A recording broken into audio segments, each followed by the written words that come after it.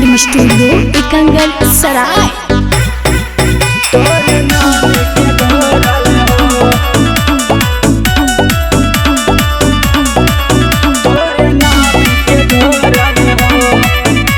Presented by किसका films. डाल देबो रंग भौजी के हो ना बोल तो डरावा से घर के मारियो ना खोल तो ए जी। डाल देबो रंग भौजी के हो ना बोल तो डरावा से घर के मारियो ना खोल तो तोरा डाल लागे सब है परान बनाइले हो अबरी बालती में है रंगवा तोरे डाले ला घोरले हो तयबरी बालती में है रंगवा तोरे नाम के घोरल हो तोरे नाम के घोरल हो तोरे नाम के घोरल हो तयबरी बालती में है रंगवा तोरे नाम के घोरल हो। के करा पर करा हो भौजी तू विश्वास जी होलिया में दे तो न कोई तोहारा के साथ जी तोहारा के साथ जी।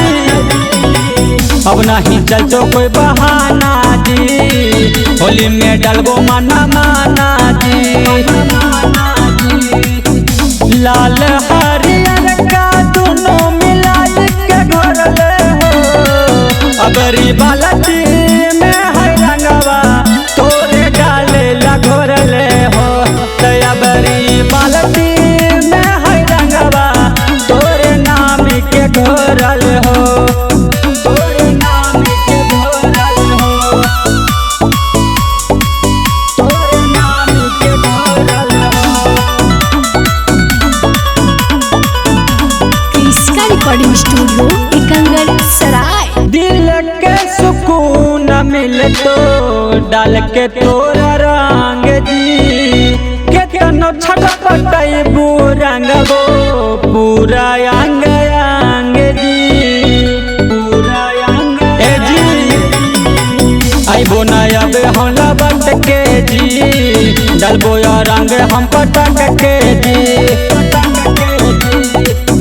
टिंकू लाल मुकेश के रंगबा तोरे लगावल हो पिचकारी में है रंगबा तोरे डाले ला रखले हो तयबरी बालती में है रंगबा तोरे नाम के घोरले हो। किसका रिकॉर्डिंग स्टूडियो एकंगल सराय।